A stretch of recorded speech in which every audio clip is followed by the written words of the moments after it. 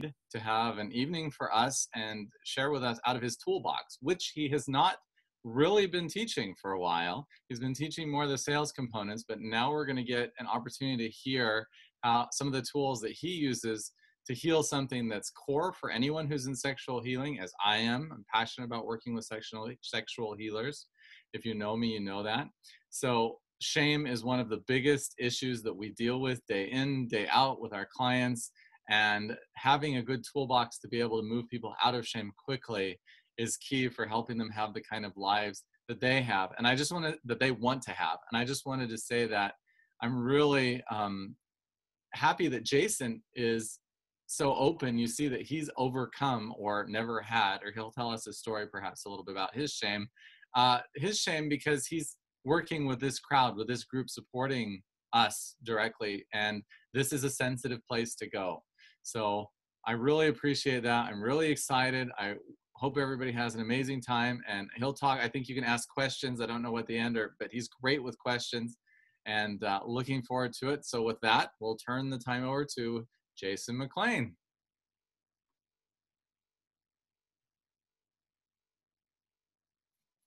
Okay.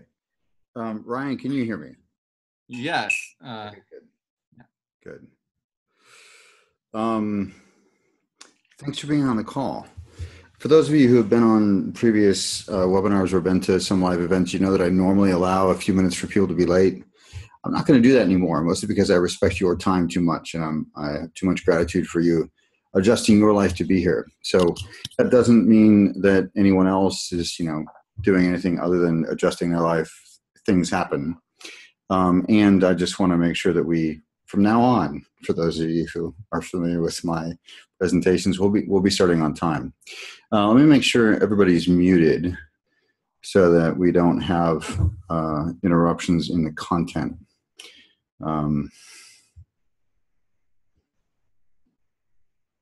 Okay, good. I've also removed the ability for you to, no, I haven't. So you can unmute yourself if you need to ask a question. There will be times when I say, are there any questions? So I encourage you to wait for those times to do that. Otherwise, because I'm Mr. Tangent, I might get lost in something. Despite my whimsical nature. By the way, you're going to see a much more unfiltered version of me than you've ever seen before.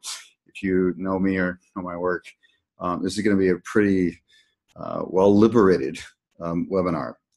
It is highly structured, and there's lots of room to play. And we're going to have fun tonight, or at least I'm going to have fun. By the way, this is a glass of water. You may or may not have seen one before. I will be drinking water throughout the demonstration, the webinar. So let's just dive right in. I want to thank you for being here, and I want to thank you for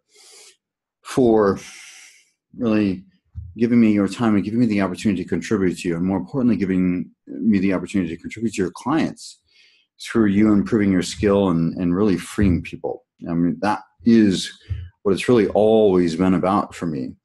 Some of you may have listened to my life story on the website, or maybe some of you have worked with me, but you've never seen this version. So I was actually driving with Ryan, and I just started telling my story in a completely unprofessional context, like here's the sex version. And we were both having a lot of fun with it. So you're going to hear that version tonight. And really what tonight's about, the purpose of tonight's call is several things. One is to help you be more effective with your clients or with yourself. Maybe you're a sexual healer, maybe you aren't. Maybe you've just dealt with shame a lot, or you're in some other domain and the shame component really comes up a lot. The second purpose is, obviously, we're going to talk about the course in December. I don't ever speak unless I'm also marketing my services and products.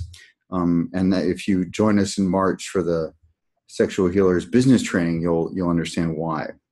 But I really want to give you a sample of the quality of the material we'll be teaching. But ultimately, it's always about accelerating the liberation of the planet, to have this thing happen faster, more rapidly and with greater integrity. So we don't want to skip steps, but we want to move through them as quickly as possible. So why sexual liberation and why me? Because I can pick anything, right? The short answer is that there's two areas where people are really messed up around. One is sex, first and foremost. The other one seems to be money. We're not going to talk about money tonight. We're going to talk about sex tonight.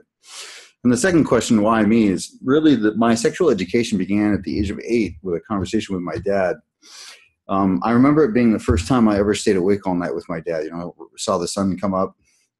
It's also when, as a side note, he decided to start smoking pot with me. He was like, well, if you're going to try this, do it at home. There were rules, of course, do it at home. But it began at the age of 8, and it was a pretty comprehensive conversation. I look back now and go, I'm not sure I would have had that with my 8-year-old son, but he gave me all the high-level things I needed to know about female anatomy, about, well, that was the primary thing, about what was available, what could be, done, and really where you should put your attention. But the real conversation came at the age of 12 or 13, where, it was multiple hours and the focus was on the clitoris and the G-spot and anal sex and the perineum. And, I think I was the only 12-year-old who knew the word perineum. I remained a virgin until I was nearly 18. I think I was 17 and,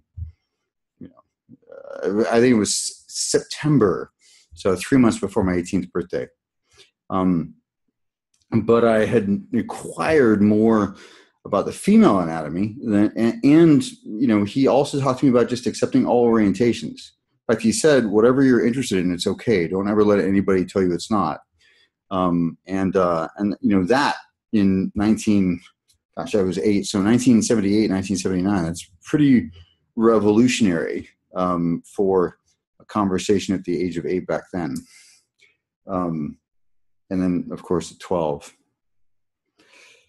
And then there was just a lot of practice. But, for those of you who know my story, you know that I went to prison at a very young age. I had a hobby once I turned 18 of stealing brand new sports cars off car lots.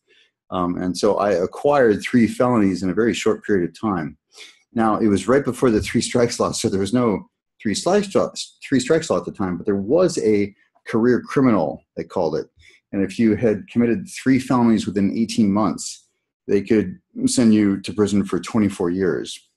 I got very lucky and ignored my public defender's advice was part of it. And I ended up getting 3 years in prison, which, you do 2. In prison really transformed my life in a few ways. One is somebody doing life handed me a book called Awaken the Giant Within by Anthony Robbins. And, I knew I needed to change because I really didn't fit in. I was very lucky. I went to what they call Disneyland, which is the California Medical Facility at Vacaville. Yeah, I also thought it was a co-ed prison when I first got there because it's where they put all the transgenders. The other book that I read was The Ethics of Liberty by Dr. Bernie Rothbard. Now, how that's relevant is because I did not have a sound moral or ethics system, even though I was, raised in the Church of Christ, and at the age of 17, everybody thought I would become a preacher, oddly, except for me. No, I thought I might too for a brief period of time. It's also the first time I had sex with a transgender or transsexual. By the way, that cost me $20 for that condom. Just as you can get anything you want in prison, but it's very, very expensive. But The Ethics of Liberty and Awaken the Giant Within are 2 incredibly transformative books for me. One gave me access to just clearing my past out, and some of that you'll see tonight. The other is really to have a sound. What would how do we interact if there was no government and everybody's was being honored, their person and their property? How do you do that? And what's moral and what's legal? And, what role should the government have, and just the complete absence of force. How is that relevant? It's relevant because it's how I engage in all my relationships. People get to be however they want to be around me. Now, I may make choices about whether or not I want to spend time with them, but they're absolutely free from any sort of leveraging or manipulation or, force or implied or otherwise. And I wish we had a world just like that, where everybody's just free to be themselves. And then we just make choices about, peer-to-peer connections and whether or not we want to be around each other or not. And that has informed my sexual, the way I relate to sex, the way I relate to relationships, the way I relate to friendships, and the way I relate to business and professional relationships. It's all about freedom and choice, giving people as much information they need to make the choice they want to make, and to be free to do that. And that no is in some respects a better answer than yes, because as much courage as it takes people to say no, that should only ever be encouraged, and we should acknowledge how much courage it takes and to thank them for that, not shame them, which is, of course, the primary topic of tonight is shame. I got out of prison and then Julia Diallo, just an absolute Italian goddess, one of the first women I dated for a short period of time. I was 23 years old. And after a couple of months, our relating sort of fizzled out, but we stayed friends, and we were talking on the phone a couple of weeks later or a couple of months later. And, we both got to talking about, gosh, it just seems, on paper, I mean, we're both highly sexual, we're totally into each other, but the chemistry was never there. Why is that? And I don't remember what it led to or how it led to this, but I said something like, gosh, maybe we should have tried anal sex, or I don't know. And she said, "You like that?" And I said, "Yeah, I love it." And she said, "Oh, I prefer it, but my last boyfriend always made me feel dirty when I brought it up." And I said, "He did what?" I mean, what a jerk for the next guy. But why would you shame anybody for their desires, Educate them around cleansing and things like that, buy them an end of a bag maybe, but not shame them. Or say it's just not your preference. But it was at that moment I was stunned, and I realized how lucky I was to have the kind of environment that I grew up in, where whatever your desires were okay. Again, assuming freedom of choice. And it was at that moment that I thought, well, what I'm really here to do is to liberate people sexually. And at that point, I 6 months later, a year later, I happened into the sex industry. It was unrelated. But I also, at the time, was one of two of the highest paid male escorts in San Francisco. It was, 1996, I think, or 1994. And I was paid $250 an hour. And as a male escort in San Francisco, even now, that's really an unheard of rate. Women are higher than that, of course, as they always are. They're always worth more. As a side note, most people who call an escort, they don't really need an escort. They're not really needing sex. They think they want sex, but what they really need is a therapist or connection or love or comfort, and they think they need to get through that. I got out of the sex industry because one night I went on and this was the first one. There was a few more, but I went on a call and I got out of the session and I went out and I threw up on the sidewalk, and I realized there's some part of me saying that I probably shouldn't do that. And that was the beginning of the end. And at the same time, I was getting an incredible education that, part of that work paid for most of my education around personal development. I'm an NLP practitioner, master practitioner, and trainer. I was, some of you may or may not be familiar with the integral community in Ken Wilber, but I became really a Ken Wilber geek. So I was looking at stages of development and how people evolve through stages and quadrants, levels, lines, all that stuff. In 1999, I never thought I would get married, but I met this extraordinary woman, and we got engaged. And shortly after we got engaged, I tested positive for HIV, which is really a shock. It was just sort of a cool, new millennium thing that we were doing as couples. Hey, let's go get tested before we get married. Yeah, it's fun and cool. And because I'd never done intravenous drugs, and I had actually at one point been mocked by a girlfriend about how no pun intended, but anal I was about safe sex. And so the whole thing was sort of a shock, but, and interesting, it was freeing in a way. Because at that point you're like, well, your interpretations before you get a hold of a specialist is, well, I'm going to die anyway, so let me try everything. Right? And I'd already tried quite a bit. Oh, wait, fisting, that's for the next call. So we went right into, BDSM and how to buy some burgers. Sorry, that's a small joke.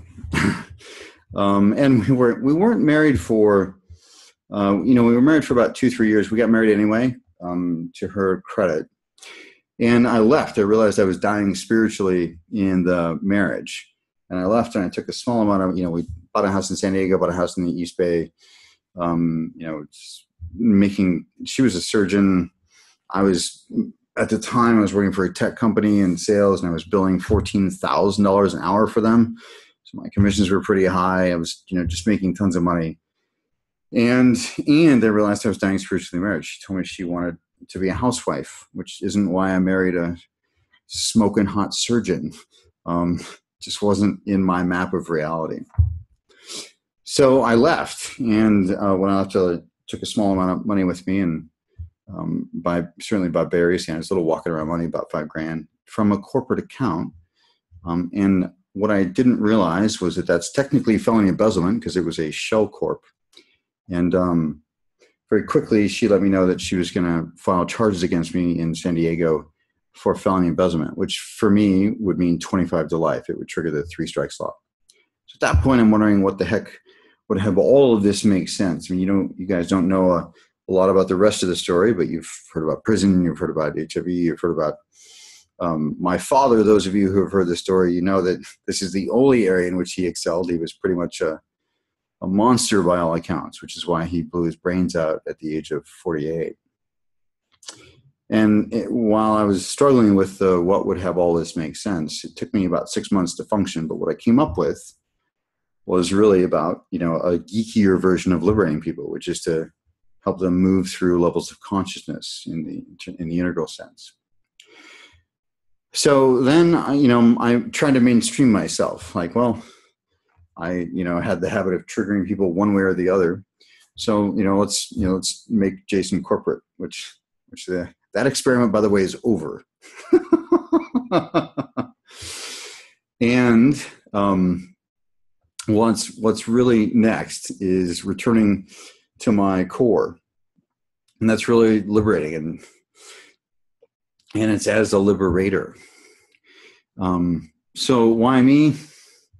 That's why, I've experienced pretty much everything anybody could want sexually. When people go, oh, well, are you sure about this? I'm like, yeah, I'm sure. I've tried that a few times, and I just love women.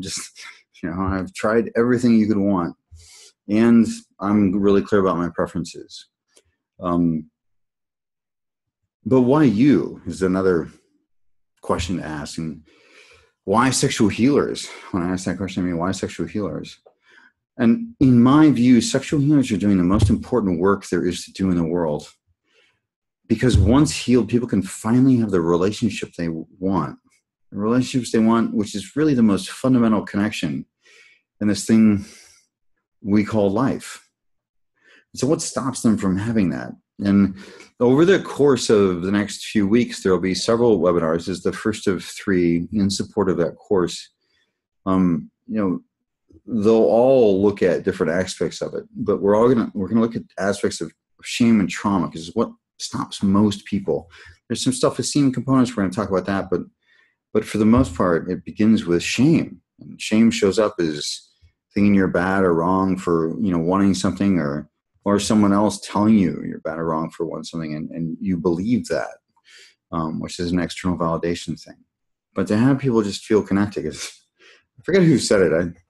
I've been Brian Tracy. He said 90% of the joys and challenges in your life will be, with other people. It will be this other individual. So that's why and that's why this particular work. Does anybody have any questions? And You can unmute yourself. You can also use the chat window. I can see the chat window. So feel free to use that. Any questions or comments or reactions, but particularly questions about anything I've shared so far, or should I just jump into shame? I'll give you guys about 15 seconds to run into the chat window and type something in if you like. Otherwise, I'll just assume. Thanks, Ryan. I'll just assume you're ready to go into shame if I don't hear any questions. A glass of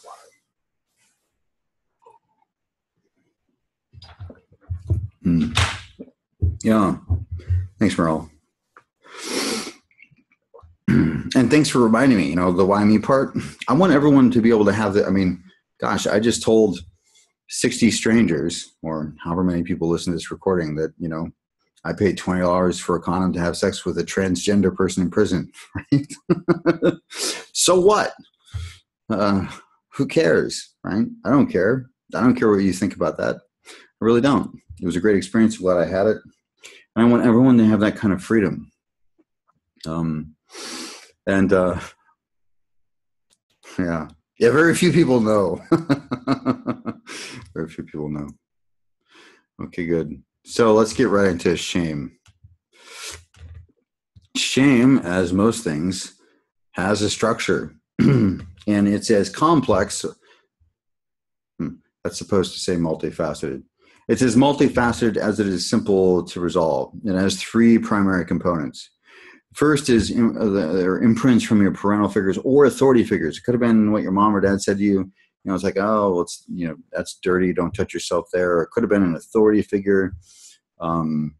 Somebody catching you playing doctor or at the church or whatever.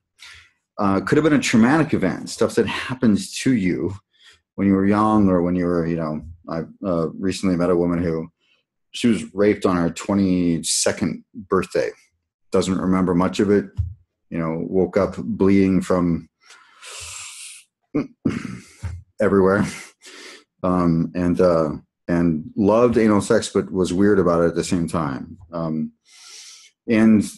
this is the stuff that gets overlooked a lot. Your own level of self-worth and self-acceptance and your access to what meaning you generate. Something happens or you want something and you make it mean something about yourself. That is completely reliant on how internally validated you are. Those are self-esteem components. And believe it or not, while people have called me whatever at a bunch of different things, if there's one area where I'm comfortable calling myself an expert, it's self-esteem. And most people have a completely upside down version of what self-esteem means. Most people, when they describe it, they are really talking about other esteem.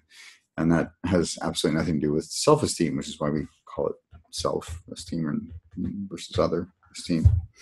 And, we could say that self-esteem is a couple of things, but, one useful definition is that it's a composite of what you've chosen to accept about what other people say.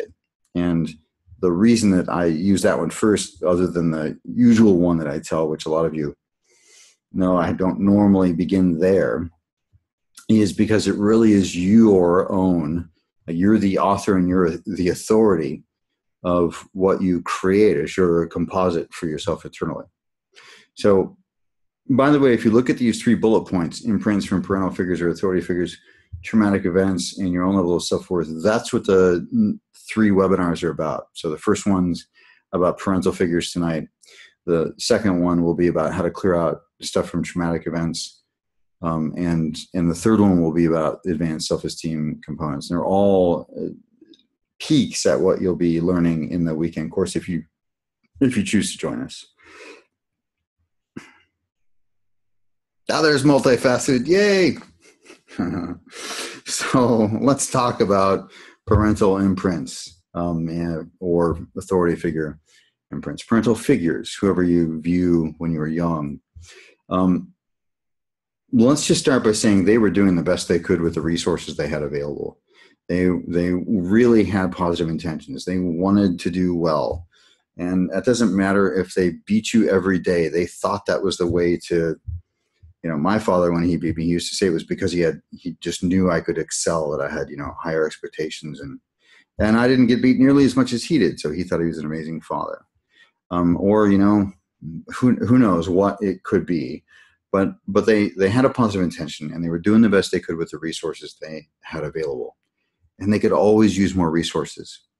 This is such a critical thing, and I consider this a mandatory process, by the way, for anybody. And the reason I consider it mandatory is because any parent can always have resources, and they don't exist outside of our internal representations. So just a little bit about what it means to be a human being. We don't respond to reality. We respond to our internal representations of reality, which is why if you have 5 people who experience some event, let's say there's a car wreck or a fight or who knows what, and there's a bunch of people on the street, ask 5 different people what they experienced, and first of all, none of them will remember it the same way. In fact, the police know if 3 or 4 people say the exact thing happened, that they're actually lying, that they, quote, got their story straight beforehand. They're supposed to be, which is also why they don't like eyewitnesses, they're supposed to be different, those stories. But they'll also have different emotional experiences. One person will be turned on. Another person will be scared. Another person will want to help. Another person will want to stop everything and, stop the fight or can't we all just get along? Something, right? They'll try to be the voice of reason. And so it is with our parents. If you've ever had a sibling and you ask them about some event, they'll have a completely different memory of that event than you did. They won't remember it the same way at all. Very few events will be remembered the same way. There's different aspects that are highlighted. There's all sorts of stuff. But even if you've had the most amazing parents in the world, I had a client one time, and we talked about doing parental reimprinting, and she couldn't come up with any additional resources her parents would have needed. And she got tears in her eyes talking about how amazing her parents were. Her current relationship with her parents was amazing. She'd only ever been loved and encouraged. Her current relationship and her life was just thriving. It's phenomenal. She's a spiritual guide for a lot of people. And so I said, well, okay, maybe you're the absolute exception. This is fantastic. I finally found one. And about a third of the way through our program, she had this very strange behavior that we couldn't get at any way. Her house was immaculate, like real estate show house state. It was just immaculate. It's amazing. Her office was completely trashed all the time. And as it turns out, her father was a hobby inventor. And so she would hang out with him in the workshop all the time. And as a result, she picked up, and he had buckets of wires and bolts and all this stuff. And she picked up that behavior from him at 4 and 5 years old. And we did parental reimprinting and it solved that problem. So again, I just consider it now mandatory. But it's particularly important in this situation. Maybe they told you not to touch yourself there. Maybe they spanked you and it accidentally hit your genitals, and your 4-year-old mind, associates pain to your genitals. It could have been anything. Stuff like molestation, I'm not sure I would use this particular process around it. I would use the process we're going to talk about on Saturday at 11 a.m. I would use that one first, and then I would do this one. You can use this process if you go back multiple generations, and you'll understand what I mean by that. I had to go back 2 generations myself when I did this at first. I also had to do this 3 times to remove all the imprints around my father in particular. So it's a deeply profound process, and I consider it foundational mentor for anybody. It doesn't matter if I'm teaching them how to build their practice or if they came to me, in the relationship context or whatever it is. So with that, I need somebody who's willing to go for it, to be a demo. And I haven't talked to anybody about this, but just by the way, we'll determine the level of value you get from this is if somebody's willing to go through parental reimprinting with me, guide them through parental reimprinting. I'll go. I will.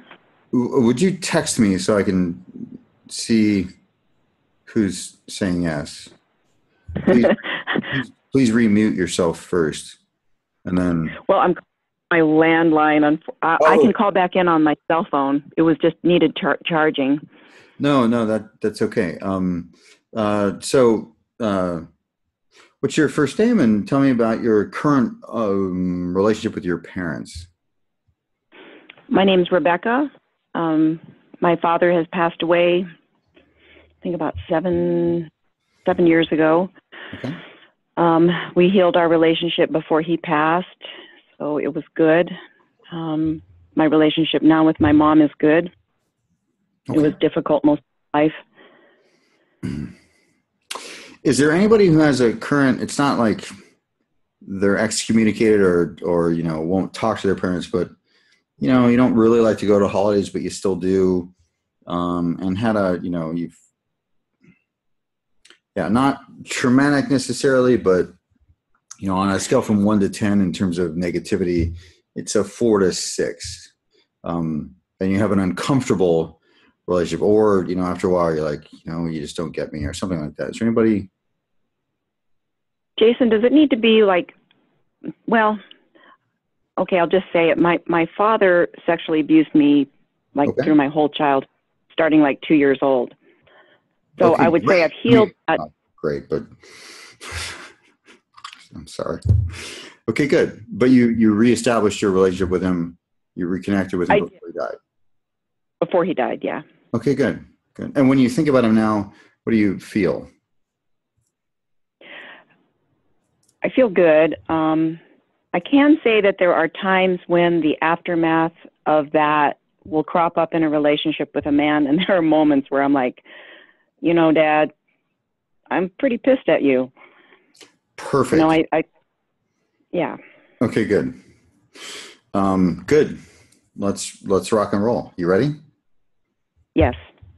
Okay, good. Dad's first name? Ray. Mom's first name? Carolyn. Carolyn. Great. And thanks for being so brave. It's really great. Thanks. Mm-hmm. Actually, I would have to say there's stuff with Mom too, because she really didn't like me because I was the other woman. And even though we've healed things to a great extent, recently I noticed that pattern of, all 3 of the other kids are wonderful and fabulous and she loves them. But if they're around and I'm around, I'm invisible. I don't exist. Sure. Yeah. I get it. So let's actually start with Carolyn. And here's the question. Okay. What resources would she have needed? What additional capacities or qualities would she have needed to be the perfect global model for a mom, where you could hold her up and say, she's amazing, everybody should have this kind of mom? They could also be antidotes to their faults. I think she could have been loved by her parents, differently. I strongly have the feeling that her father sexually abused her and me. Sure. She isn't aware of that. Her mother was very cold and withdrawn to her and favored her brother, so she basically just passed that on. So she could have had unconditional love from her parents. Yeah. She could have better self-esteem and self-awareness. I think she's very shut down to this day, doesn't know about her own abuse history. Yeah. Good. What else?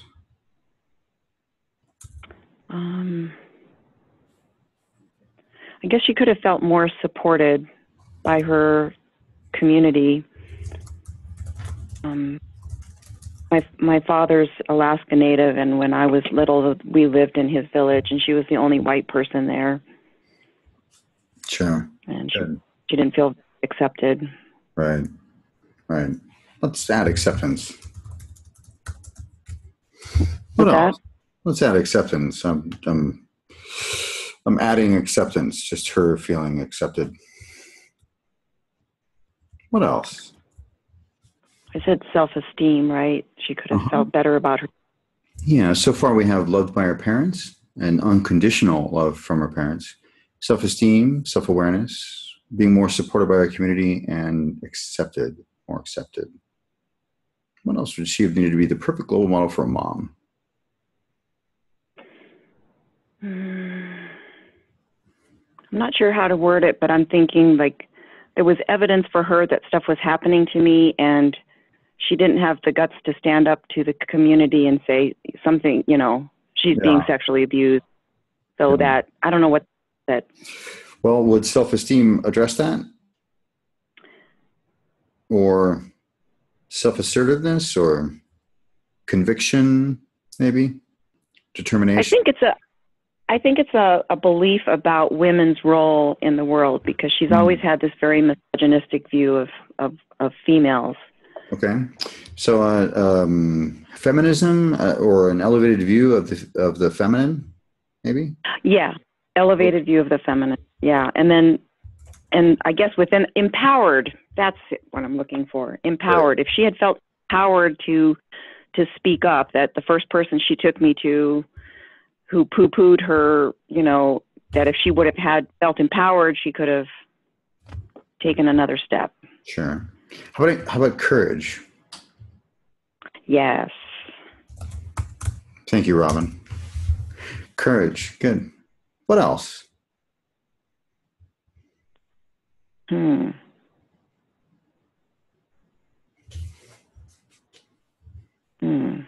Feels like I'm missing something right in front of me.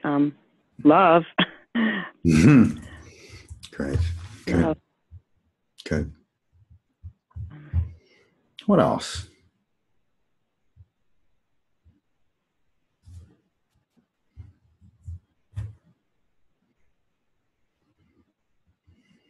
I guess knowledge, having like role models and having someone there, whether it was her parents or society or a course or a book or something that taught her how to be a good mom. Yeah. Good. Perfect. What else?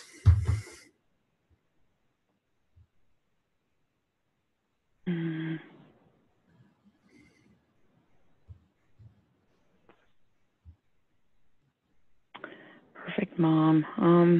Yeah. Global model, like just amazing. Like everybody should have this mom.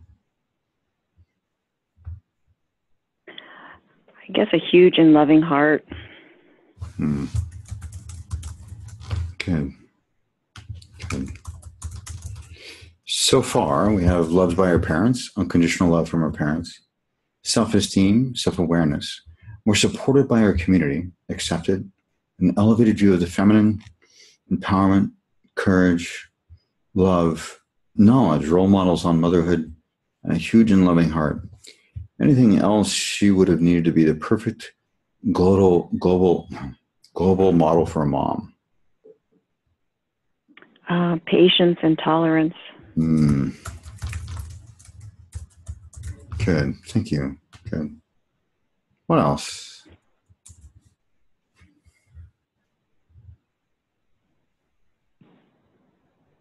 Compassion. Compassion. Good.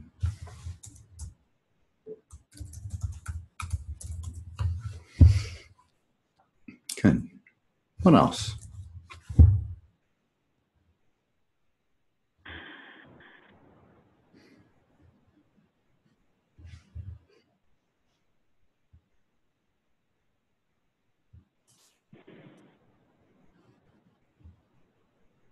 I'm drawing a blank. Complete. Yeah. Okay. Ray also needed some resources. What? Yeah. Yeah. What would Ray have needed to be the perfect global model for a dad? Oh my God, a completely different life. Yeah. Yeah. And what kind of life? Stability. Stability. Good. Safety. I guess, again, love. You know, if he had felt loved, I don't think he would have done the things he did. Yeah. If he had self-esteem. That's right. He would be less likely to have done the things he did. He would not have. Yeah. What else?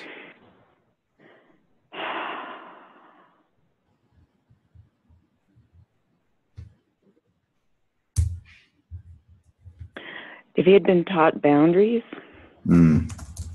his boundaries had been honored. Yeah. If he had taught to honor and respect other people, especially children. Yeah. Boundaries, honor, and respect.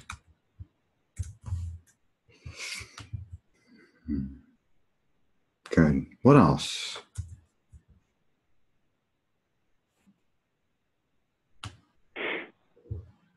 I mean, even given everything you went through, if he had somehow had access and had taken advantage of some form of healing, Yeah. before he just went and perpetrated everything, to the next.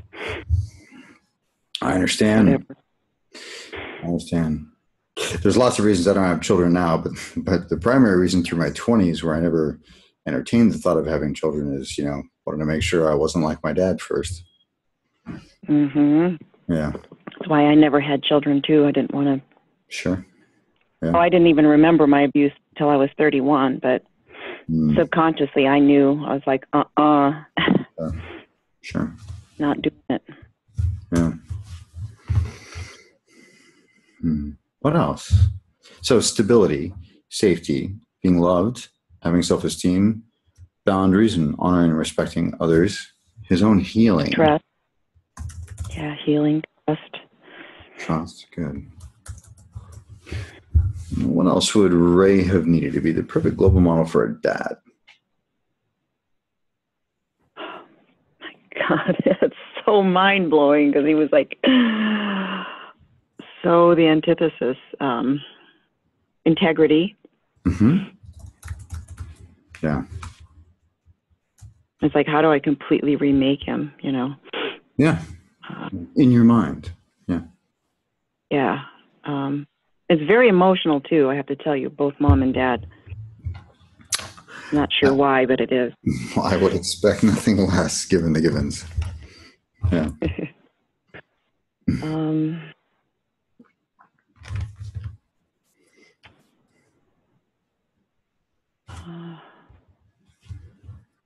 It's safety, right? Uh-huh. We have stability, safety, being loved, self-esteem, boundaries and honoring and respecting others, healing, trust, and integrity. What else would Ray have needed to be the perfect global model for a dad? Comfort and nurturing.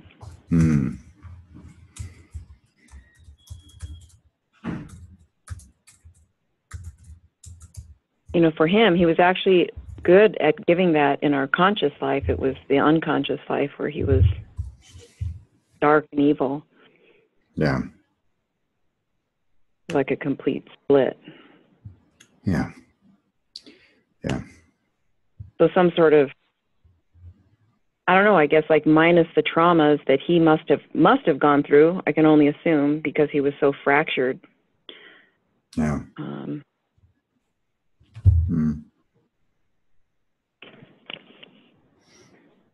What else? Anything else?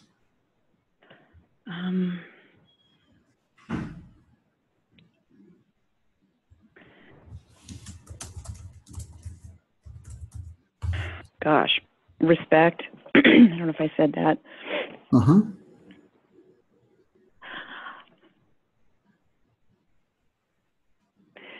Yeah, I mean, I don't know. I'm just trying to, it's kind of blowing my mind. Yeah. Yeah. Well, this may be it, or there may be more. So far we have stability, safety, being loved, self-esteem, boundaries, and honoring and respecting others, especially children, healing, trust, integrity, comfort, and nurturing. Is there anything else Ray would have needed to be the perfect global model for a dad? Honor, integrity, an open heart. Great. Good. What else? Did I say compassion? You did not. Compassion. Well, you did, but not previously. Yeah. Yeah. Anything He was else? diagnosed sociopath, so I was trying to think what's the opposite of Right. not Right. caring. Right. And, I think an open heart helps that too. Compassion, open heart. Wisdom. Wisdom. Right. Good. Good. What else? Knowing the value of all life. And respecting all of life.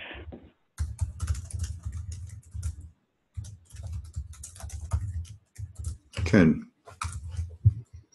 What else?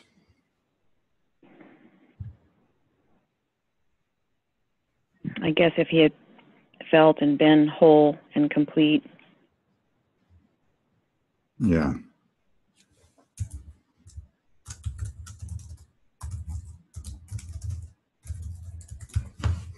What else?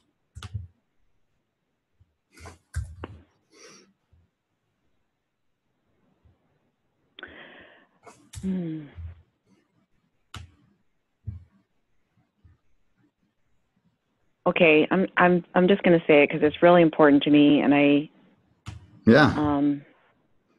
Okay, I'm just going to say. He was involved in a satanic cult. Great. And I was exposed to that, and okay. Excellent. Congratulations for saying that. Thank you. Part of my life's work. Telling the truth saves a lot of time and energy. It just, yeah, kind of tired of beating around the bush. Yeah. It's great. So it gives you a clue, like where I'm, like what I'm trying to picture here is like, okay, so he was fractured. He was a minister by day, and then a cult leader. And wow, that's great. How about internal? So something about alignment, internal alignment. Well, integrity handles that. Internal integrity, and like all the of him in cohesion, unified. Cohesion. There we go. Yeah. Good. Okay. Good. Excellent. And good then work. Thank you. Yeah. That integrity, like the integrity that ruled some of his day life. He even molested children during the day life, but just to have that like if he wasn't so fractured into so many pieces, then to have that integrity be a part of each of his whole being. Yeah. To honor, like to have a code of ethics that says, we honor. Yeah, ethics. Yay. I'll put that one first. No. Anything else? So let me read it back to you. We have stability, safety, being loved, self-esteem, boundaries, honoring, respecting others, especially children, knowing the value of life and respecting all life, his own healing, trust, integrity, comfort, nurturing, an open heart, compassion, wisdom, feeling and being whole and complete, cohesion and ethics. Is there anything else he would have needed to be the perfect global model for a dad? Yes, self-respect and self-love. Those were clearly missed. Great. Anything else? I said self-esteem, right? You did, yes. I'm grouping those together, by the way. Okay. Yeah. Anything else, or is that it? I think that's it.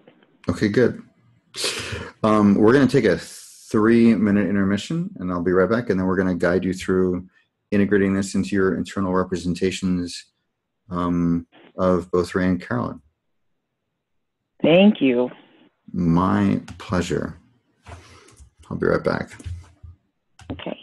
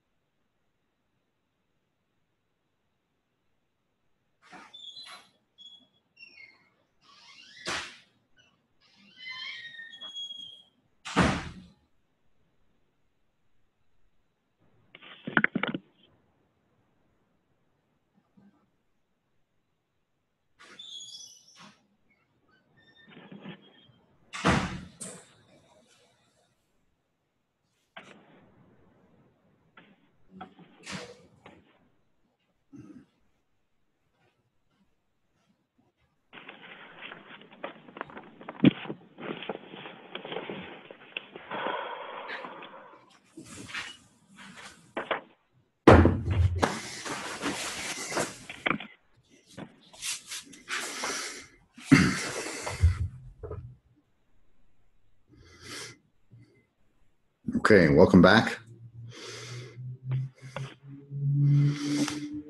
And Rebecca, are you there? I am. Excellent. Are you seated comfortably? Let me switch to this more Can comfortable chair. Okay, good. Okay. Should be, it should be comfortable. It should be safe. It should be safe. It should be stable enough so that you stay awake. Okay. Yes. And as you sit there, what I'd like you to do, and this will be a briefer version, partly just because of our time constraints. It will be no less effective, though.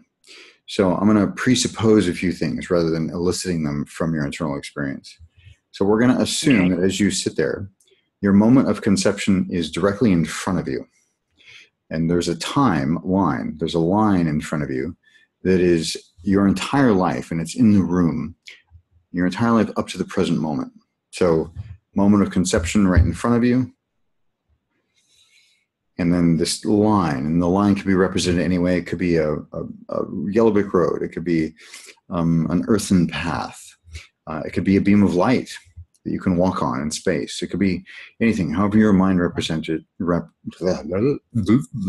learning how to talk also. English is my first language. I'm almost fluent in it. We're going to assume that all of that's true and it's in the room. If you're looking at a wall, go ahead and orient yourself so that you can see a good deal. And either way, we're going to go ahead and truncate your timeline. And then on one side of you would be Ray in a much younger form, just before your moment of conception. Which side would Ray be on, if you knew? Left. Great. And just go ahead and look to your right and notice a much younger version of Carolyn standing there. Yeah. And we're going to address her first. So I'd like you to turn your attention to the right. And we're going to give her these resources as I name them. And you can hand them to her like presents, watching her accept them. Or you could transmit those resources to her like laser beams, or be a shaman and do luminous filaments, or whatever, however your mind represents it is perfect for you. So first, give her being loved by her parents. Give her that gift. Give her that resource. Watching her shift and change as she receives it. Letting me know once she's fully received it. Yep. Great. Unconditional love from her parents. Give her that additional facet of love from her parents. Unconditional love. Yeah. Great. Self-esteem. Give her self-esteem. Letting me know when that's received.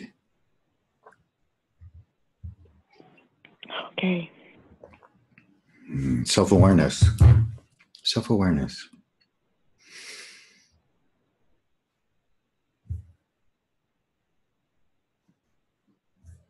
Okay. Yeah. More supported by her community. Support from her community. Give her that resource, that gift. Yeah.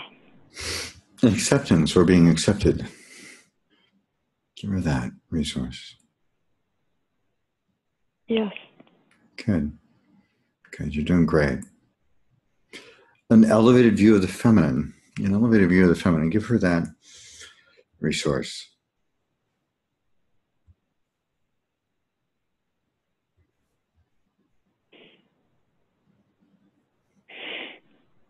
What I'm seeing is like a degraded view is like coming out at the same time. Huh? It almost has to come out first as the rest is going in. Sure. And have her shed that skin. And just see in whatever way is appropriate. And really, with the elevated view of the feminine, there's just no room for the degraded view. So have it, we don't want to set up an enemy, but we just, there's just no space for it. It's like the elevated view is going in and this other garbage, this black stuff was coming out. Good. Perfect. Okay. Good. And that black stuff, where did that go and what's it doing? You could just went to God's light. It just Great. Okay. evaporated. Good. Good. Perfect. Good. Good. Empowerment. Give her empowerment.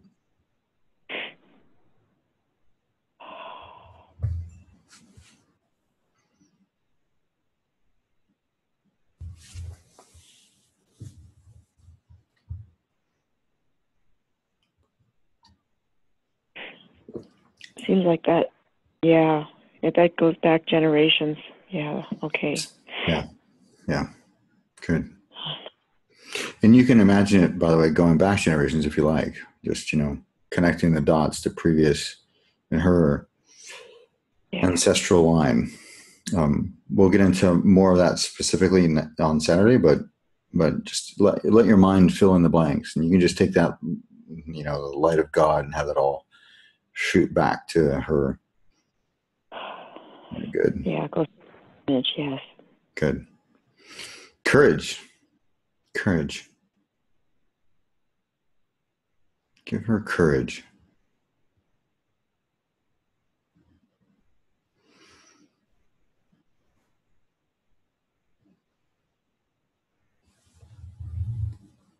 Yes. Love.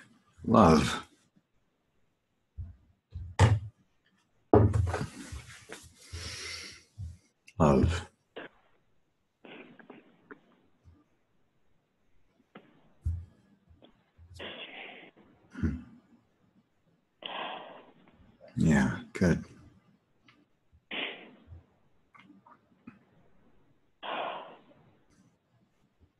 Watching her shift and change as she receives love.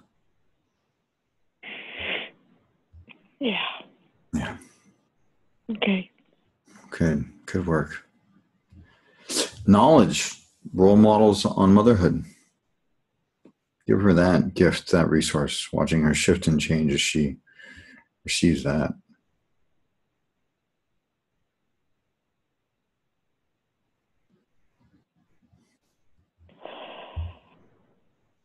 Yes. Good. A huge and loving heart. A huge and loving heart.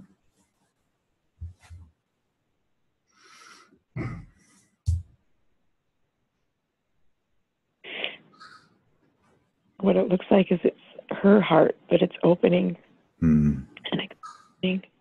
Perfect. Good. Patience and tolerance.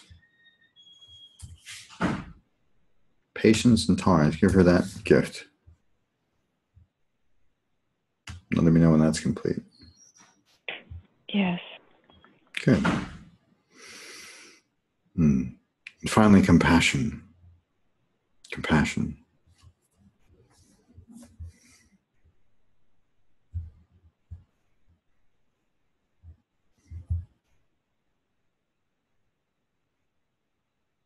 Not only does that make her heart bigger, it makes her whole aura bigger and brighter. Yeah. Good. Okay. Perfect. Good. And just notice she's a much more resourceful young woman, isn't she? Yes. Much more powerful, much more clear, much more open, much more loving. Happy. Happy. Yeah. Happy. Excellent. Good. And tell her we'll be right back. Okay. And now turn your attention to the left, to Ray. And he's much, much younger. Again, it's before your moment of conception, before they've coupled to create you. Like just before or real young, like a kid? Well, they're still clothed. So, could be, he's, let's say he's 1 week prior to your conception. Okay. Good. And you could use some resources as well.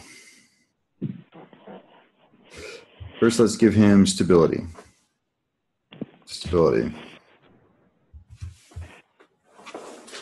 Watching him shift and change as he receives stability, particularly from his own home life in the past. Stability. Let me know when that's complete, once he's received it.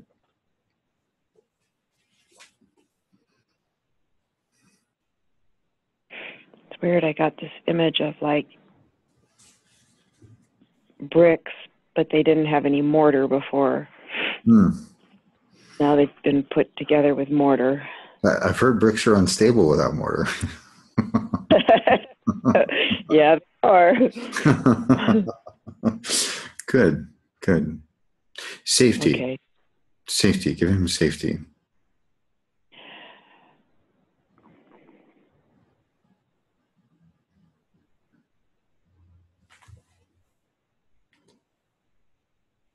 Okay.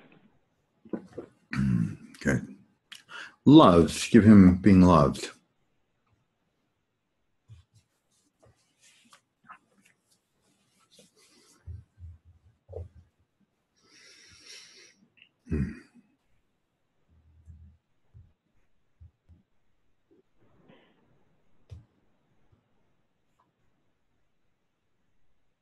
Being loved.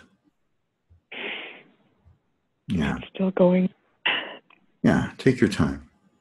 Take as much time as you need within the next 30 seconds to have him receive being loved. Yeah, good. Really good work. You just saw how empty he was of that. Just took quite a while for it to go in. Yeah. Okay. Self-esteem, self-respect, and self-love. All three of those. So self-esteem, go ahead and give him that gift, which, by the way, includes self-respect. That's one of the two primary components of self-esteem. Self-respect and self-love. Let me know once he's received all three of those: self-esteem, self-respect, and self-love.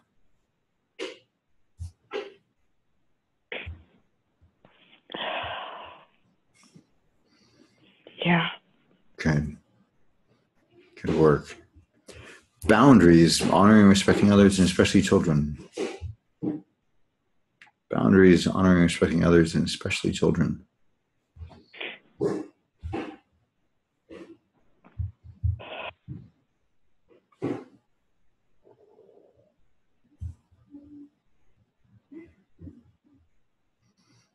Okay. It shifted his viewpoint. This shift is what? His viewpoint, like his perspective. Things I saw, like his eyes, and like everything shifted, like the way he saw people and animals in the world and children. And Yeah, some say a great way to judge a man is how he treats animals. I think it's an interesting way to, and children, of course, too. But good. And knowing the value of life and respecting all life, give him that gift, that resource, capacity, really, right?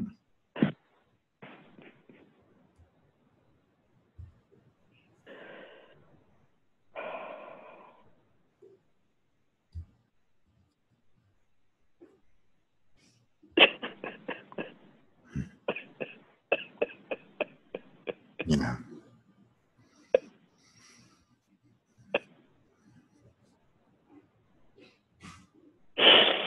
Good. Yeah, good. Good.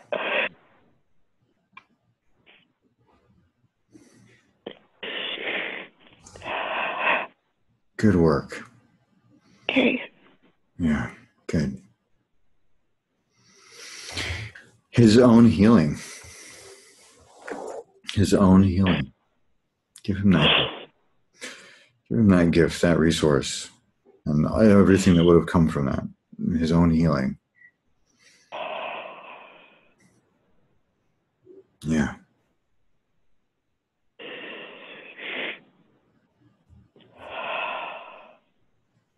Stuff is all going back generations too. I can see it. Good. Perfect. Okay. Trust.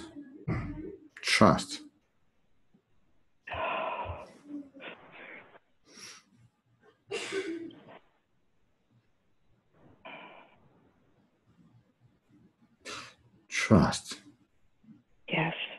Integrity.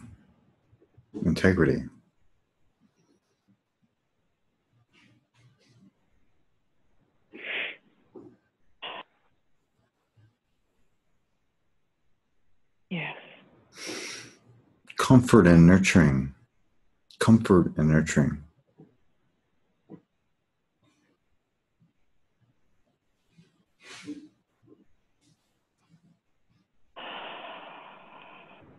Yes.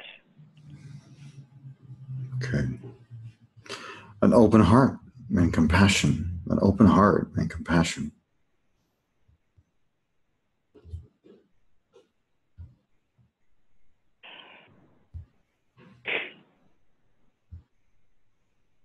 Like a million tears came out in an instant when I did that out of his heart. Good. Good. Okay. Wisdom. Wisdom. Give him wisdom.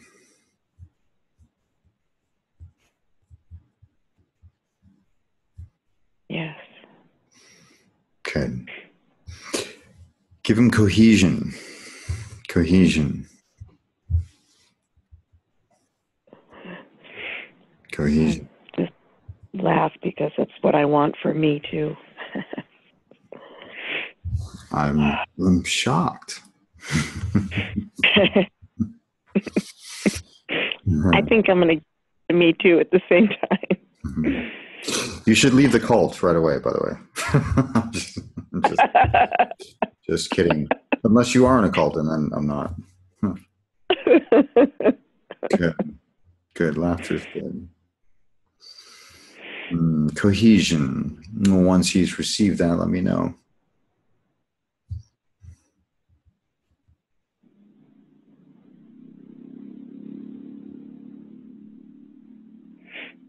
Yes, he said thank you. Mm. He's here. Good. Good. Mm-hmm. Good. Here. Excellent. Glad to have him. Especially in the form he's taking now. Damn straight, yeah. This more resourceful form. Let's give him ethics. Just to, like the humor. Well, I would be doing you a disservice if I took it as seriously as you might. Oh, I take it pretty lightly these days too. Good. Most people laugh with me, but I like that you can. So I gave myself wiggle room with might. Yeah. Yeah, I mean, I wouldn't be a guide at all if I went, oh, that's terrible. And, then I started crying with you. And, it'd be,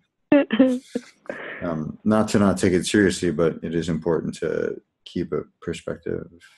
Ethics. Let's give them ethics. Totally agree. Yeah, good. I'm glad. Thanks for. Love it has been a great resource for me. I just have a sick sense of humor. I can't imagine why. I have it that life's too important to take seriously. Mm-hmm. Because if you take it seriously, that could kill you, and that's not funny. It's good comedy. So that's what I was just going to say. Heck, that'd kill me. No way. Ethics. Give him ethics. Let me know once he's received that.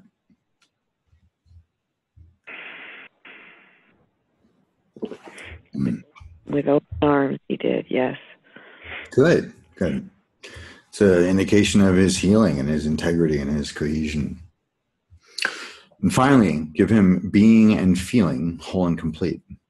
Just to complete his transformation, his evolution, the purity of his unfolding, being and feeling whole and complete.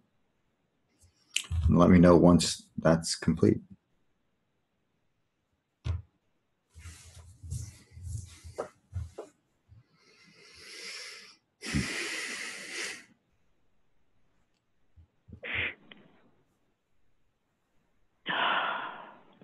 Good. Yes. Good. He's radiant, and he gave me a big hug. Good. Good. Notice what else is different about him as you look at him. He's radiant. Bigger, lighter, warm, glowing, relaxed, open heart. I don't know, just radiant, just peaceful. Good. Good. Good. And safe. Look safe now. Say that again? He looks safe now. He doesn't look like someone who has the capacity to switch personalities and do evil things. So he looks safe for you. He just looks safe Okay. as a person. Got it. Safe. Yeah. Thank you. Yeah, safe for me too, but yeah. Yeah. Good. And then it's Carolyn, let's turn our attention back to her. And she's also pretty transformed. She's happy, right? She's glowing. She's radiant as well. Just notice what's different about her.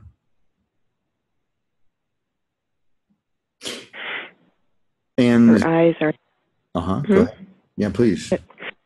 Her eyes are happy now, instead of having a slightly vacant look to them. So the way she carries, more confident. She looks more self-assured and relaxed and confident.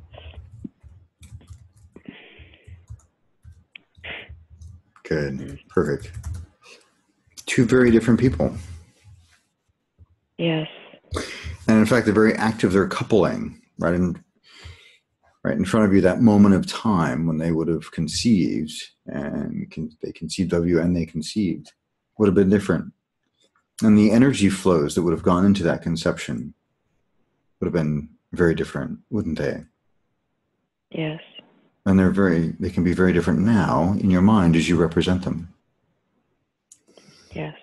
And whenever you're ready, and you can do this one of two ways. You can imagine yourself floating into that space, or you can actually stand up and step into that space. If you were in my office, I would have you stand up and step into it.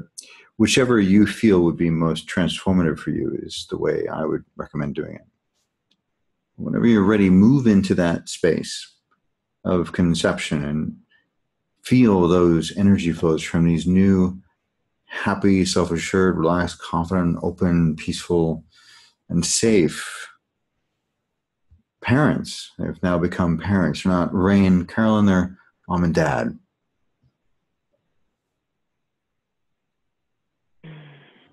Once you've experienced that, let me know.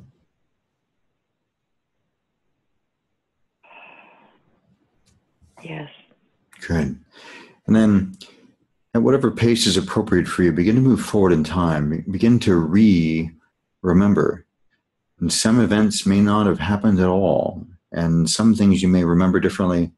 Some things you may think perhaps didn't even happen.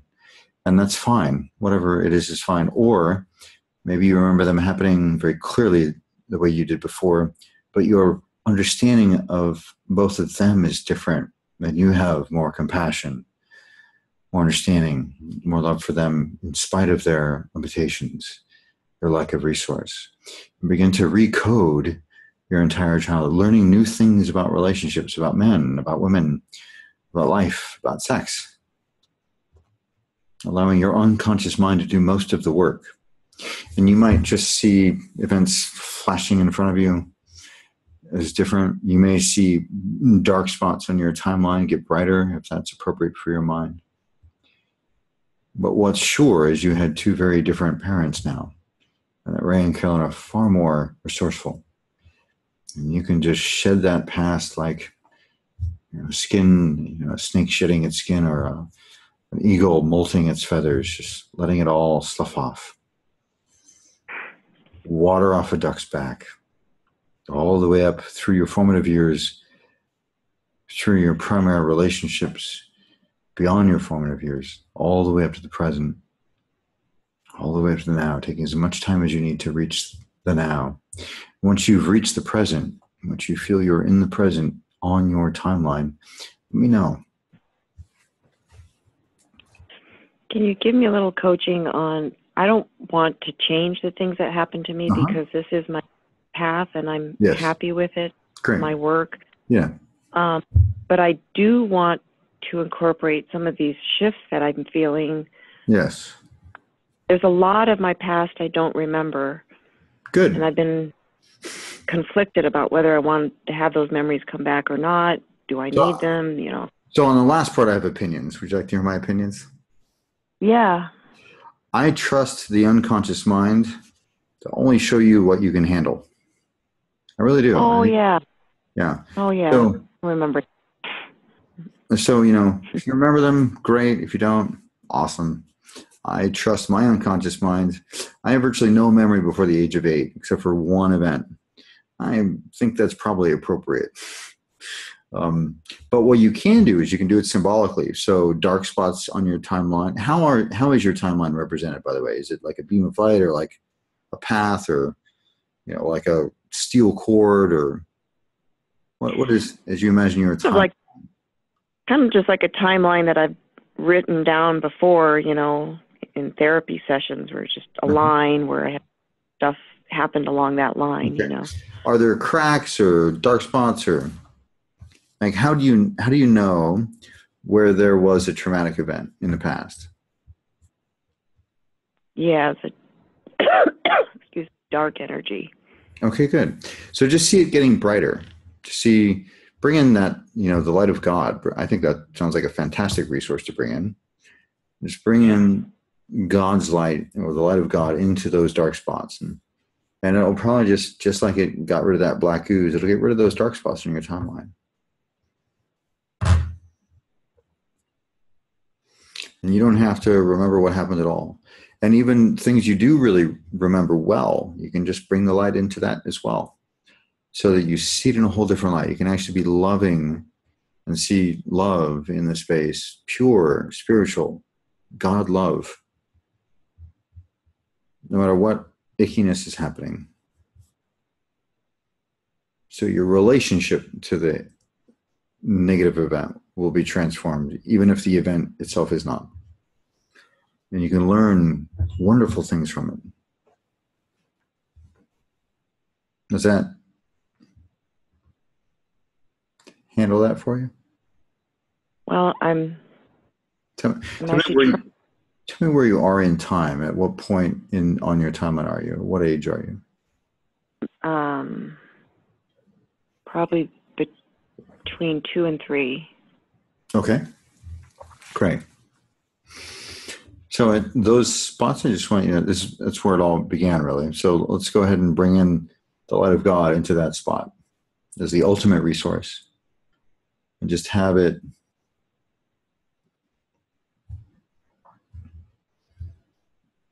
with the purity of its light, leave room for nothing else other than the love of God, God's light.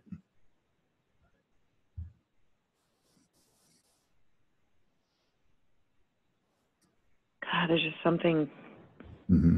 I don't know. It's like blocking it. I've seen like the buff come down, and then it's just like I'm looking at what's happening to me, and it still makes my stomach sick. Yeah. Let's do this. First, let's float above the timeline. Make sure you're floating safely above the timeline at a safe distance, so that it's her down there, not you. Yeah. Okay. Okay, good. And now, as an observer, go ahead and bring in that light and notice that little girl and that event being transformed. But you're at a safe distance. Okay. Yeah, now that's working. Thank you. Yeah, my pleasure. My pleasure. Good. And let's just keep you at that elevated position. Mm-hmm. Oh, yeah. Going back down. Let's have you float forward in time. And you can, imagine you're a safe, comfortable, powerful chair. Imagine you've got that beam of God's light just sort of clearing the way in front of you on the timeline. And you just follow the light as it cleanses your timeline. All the way up to the present, all the way up to now. And once you feel you've reached the now, let me know.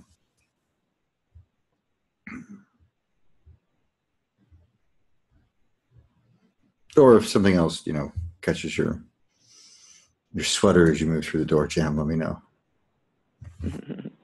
Yeah.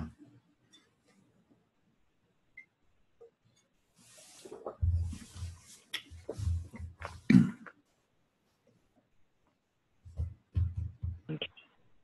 Great. And you're in the now? You're in the present? Was that the okay or not? Yes. Okay, good. I kind of skipped the last 20 years pretty quick. Yeah. Sometimes it goes that way. Shoot that light down there, quick. It's once you find that ultimate resource, whatever that is for each individual, everything goes rapidly. Also, the second or third time you do a process like this, your mind just gets so, it's a skill. One of the things that people overlook is navigating your interiors, which is what we just did. We helped you navigate your interiors. That's a physical skill. And so a lot of people think that it's supposed to be a certain way, but if you've ever been in the gym and tried a new movement, whether it's strengthening your core or just getting on a new machine that you've never been on, even if it's, just a normal old whatever. It's like, oh, well, how do these controls work? And, how am I? And first it's awkward, and then you get pretty darn competent at it. So it is with your interiors. I think that's not stressed enough, that it's a physical skill, and it requires, learning coordination for those movements.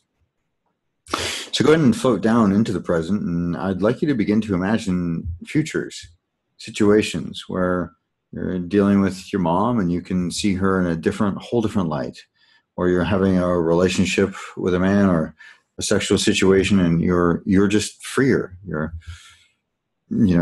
communicating what you need to communicate. You're requesting what you need to request. You're free. You're free. Or any other situation that's appropriate. And see yourself, full-on movies of yourself, more resourceful, liberated to a large degree from this process that you just did, that you just navigated in your interiors. Let me know once you've seen at least 3 scenarios where you're far more resourceful. And if you get tripped up on anything, bring in that light. Let me know once you've seen at least 3 of those scenarios. Mm-hmm.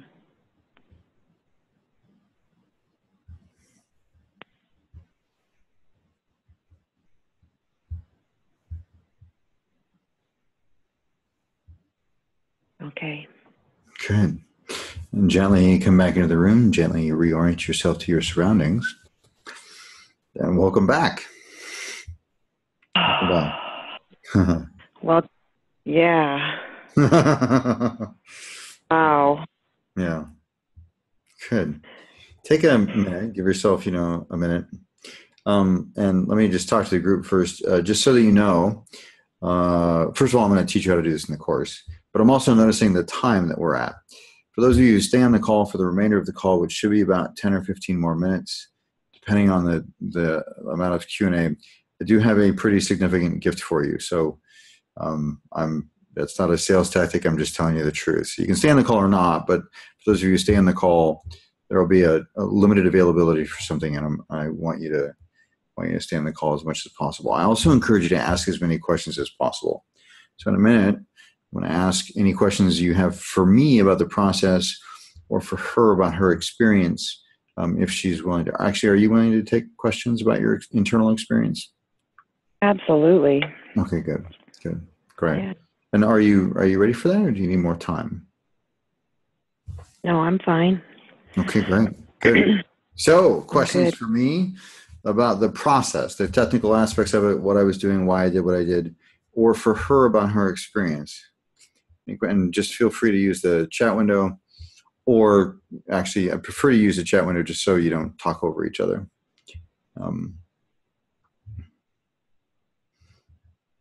Any questions? You must have questions. They're all stunned, Rebecca.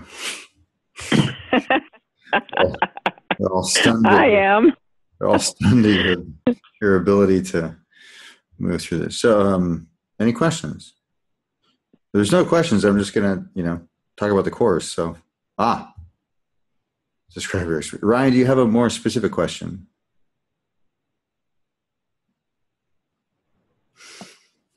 Sunny, great question, Sunny. I prefer the dissociated. That way they don't have to relive the pain. So it's actually a lot easier if they're dissociated. And that's a whole, one of the reasons I do the work I do the way I do it. In fact, when we talk about timeline clearing on Saturday, none of it is associated until they've transformed the event. And then they reassociate to prove to themselves that the emotional content is gone, whether it's fear or guilt or shame or a traumatic event, what have you. So you want them to dissociate. One of the reason we ran into a spot of trouble there was because she was too associated into the event. She was being too, it was happening to her, and that causes challenges. This goes against the grain. Nobody needs to go through catharsis to transform events. In fact, I think it's actually has a negative impact on your nervous system. And, people are dealing with enough in their nervous system already. So it's an awesome question. Yeah. Thanks, Tony. Thanks. I agree too. From Jim, Rebecca, what were you expecting going into this, and how was what you experienced different than that? That's a good question. To be honest, I had absolutely no idea what I was getting in for. I just follow my intuition, and it just said, raise your hand, Great. Jump in there. I knew that I had a lot of material to work on, so always open to experiencing that. And my work in life is to walk my journey and then share that, what I get. And so what I got was far more than I expected. I didn't expect it to be right from the get-go, intensely emotional. Because I've done, shit tons of work on both relationships with mom and dad and all kinds of stuff. And, I felt like I came to peace with them, but it was deeply, deeply emotional, moving, powerful,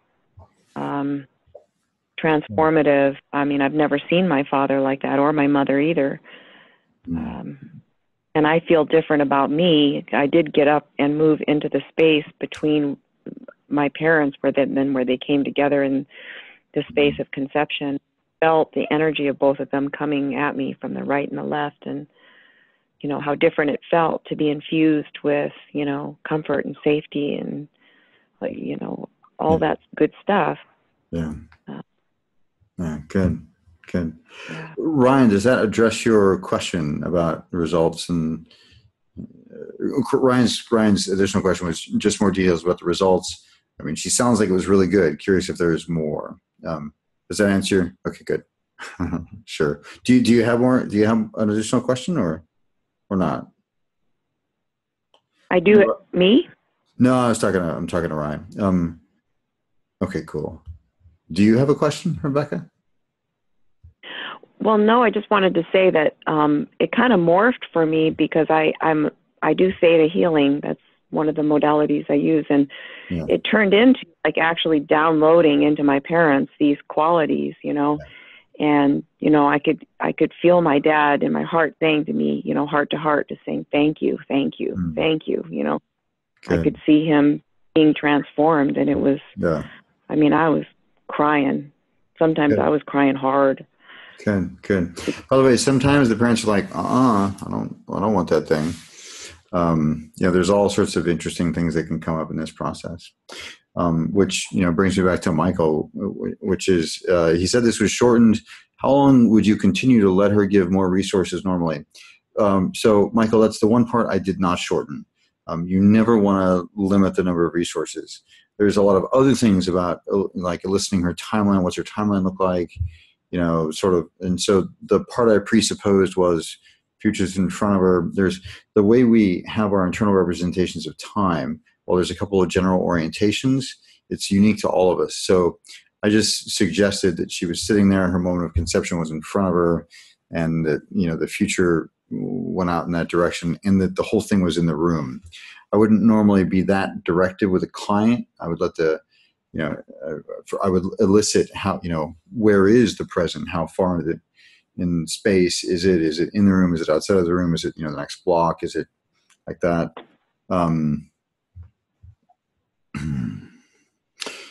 So for her, I just laid all that out. Now, with a client, I would elicit it, but then I would say, okay, great, let's truncate it. And I would go through a lot more emotions to elicit how it is currently before altering it. So that's the part we shortened. Good. So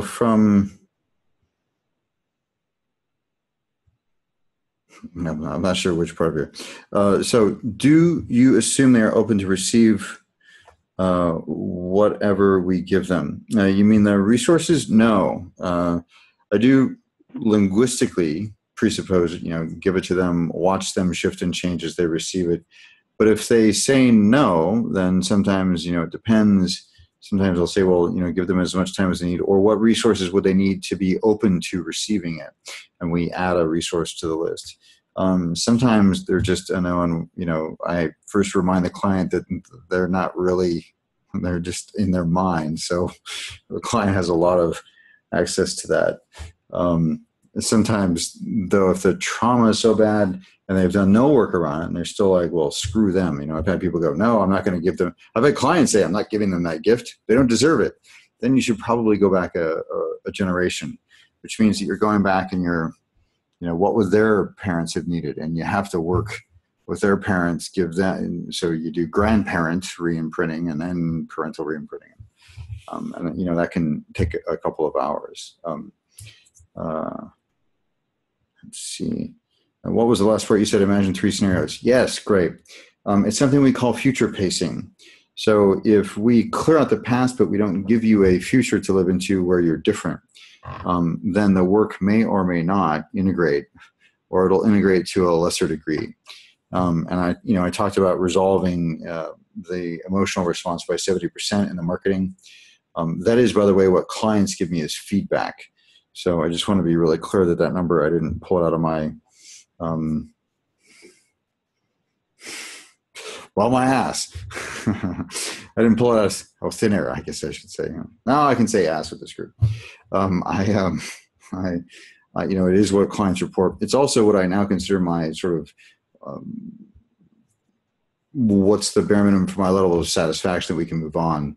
Now, the response could be in duration that they're experiencing the emotion, or in intensity, or in frequency, or ease of trigger.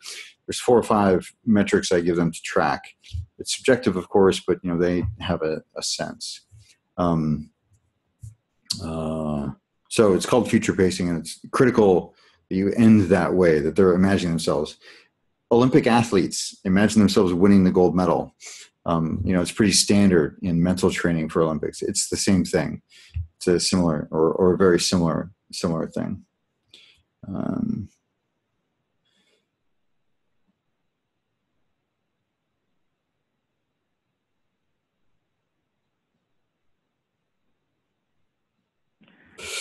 Mac user, I'm going to have you ask Rebecca that offline. Sonny wants to know if you're available to talk, Rebecca. Do you mean privately, Sonny? Is that accurate? I'm assuming. Yes, I am. Okay, great. Thanks. And Sonny, the answers. Rebecca, can I send someone to you with a similar history? If so, how can they contact you? Yeah, I'll have you guys talk to her offline. That's my word. That's perfect. Good.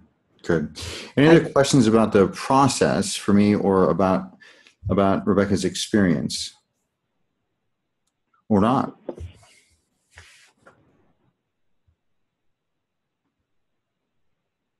Okay. Thank you, Rebecca. Thank you for your courage, for your openness, and for just how well you communicated during the process. It's really important. A lot of people think they have something about doing it right, and there's no way to do it right. What's important is you tell me the truth about your internal experience. So thank you for that. Thank you from the bottom of my heart. It was amazing. Yeah, my pleasure. My pleasure. Thank you for allowing me to contribute to you. Yeah. And please remute yourself. I'm going to go into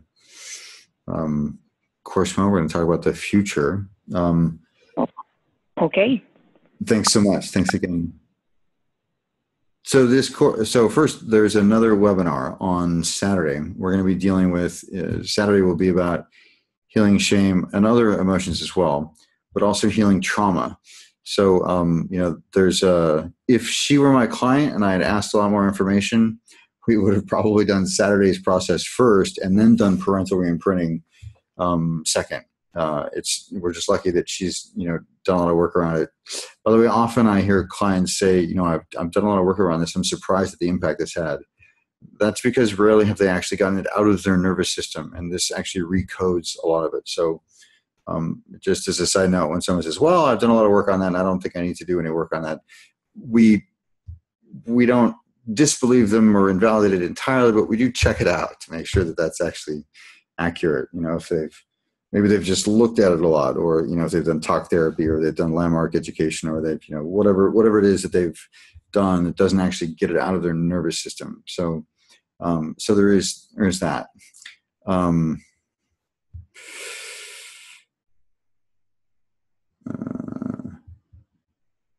Jim, that's a tough question to answer. You saw by the way, any process I'll be teaching in the weekend, 3 of the 4 primary processes I'll be teaching have been highly modified by me. One is absolutely textbook. I learned it, 20 years ago, and I've had clients, I give them a book on the process, but I haven't read the book in 15 years. And they go, God, it's like verbatim. The rest of them, though, have been highly modified. And just along the years, I've, improved it. But, I've also probably done this particular process at least 500 or 600 times. And, the process that you'll see on Saturday, if you join us, I've done that well over 1,000 times with clients, and that one is highly modified. So, it's just part of doing it a lot and finding out what works and what doesn't work, and being flexible and open to the outcome and not attached to the way we get there. So, bring in the light of God, having her actually, float above it, make sure she's dissociated. All things I wouldn't necessarily do in this particular process. Often we're walking on the timeline. I'm right next to them. There's all sorts of different things. And the short answer is I'm not sure, because I've just done this so many times. I don't even remember what the original version is. I can tell you, I can answer that much more clearly about timeline therapy on Saturday. So here's the course. It's the Sexual Healer's Toolbox. We'll be healing shame and trauma. It's December 6th and 7th in San Francisco. It's 2 full days. For those of you who have been with me on those 12-hour days, it's not like that. It's from 10 to 6, partly because I want to make sure there's going to be a lot of healing going on in the room. You'll get a chance to be practitioner, observer, and person being healed. So it's Saturday and Sunday. It's $225 for the whole weekend. Why is it so cheap? Because I wanted you to think that you were silly to not come. That's the primary reason. PayPal or credit card, whatever you want to do. If you have questions about it, please contact me. I love having conversations about it. We want to make sure it's a fit for you. Having said that, the first 2 people who register are going to get a free 30-minute call with me that's all about troubleshooting your practice. So, it could be anything from how do I deal with this weirdness that comes up with this kind of client to, how do I increase my conversion rates when I have somebody in a free consultation? There won't be any selling in this call, by the way. For those of you who know my sales system, this isn't an exploratory session or initial chat. This is a gift to you for the first 2 people who sign up from tonight. So that web address is something that Ryan just put in the text window, but it's sex.evolveco.com and evolve-co.com. It's a full web page that should answer most of the questions that you might have about the course. Talk about what will be covered in the course. And if you have any additional questions, there's a link to a contact page to talk to me directly. I get those emails, by the way, or you can simply, contact me on Facebook or respond to the email that you got telling you the details about tonight. Those emails go directly to me as well. So it's really, I think that's really all I have to say about that. Any questions about the course or about anything I just said? You already know you can't go. Are you doing it again? I don't know. Probably. I don't know when. There's two things I'm doing that I'm committed to right now. One is to give you guys all the business tools you need to make sure that you're prospering from what you're doing. You're going to see stuff coming out pretty soon It's really all about how to build a sustainable and sustainability of change for your clients, sustainability of finances for you. Make sure you all have 6-figure practices. That'll be coming soon. And the other thing, though, is to give you transformative tools for your clients so that you're just being much more effective with them. The value that they perceive from you is increased, and you're able to just heal them faster. I've known a lot of practitioners who they've been dealing with for weeks or months with the same kind of emotional issue with their clients, and a lot of it is just they're straight coaching, which I think the word coaching is terrible. It's yelling at them from the sideline or holding them accountable. It's like they're supposed to feel a different way or something. Can't really do that. We really have to be compassionate, spacious healers, or they think it has to be some cathartic thing. They have to go out to the beach and yell at the universe or whatever they need to do. Or and I would just want to give you tools that will have you be much more effective as healers. So both things are happening. So this will probably happen again. Whether it happens again, it probably won't be soon because all the attention will be on the, I'll say within a year. It'll probably happen again within a year. Sorry, I don't have a better answer for you. Will there be a recording for Saturday? Yes. If you register for the call, you'll get a recording. How do you register for the call? Don't worry about that. You'll get an email from me if you registered for this call, which you all did because you're here. I will send you an email about how to register for the next call. If you register for the next call, you will get a recording if you couldn't be on the call. And it will be video and audio, an MP4 and an MP3. Good. Any other questions?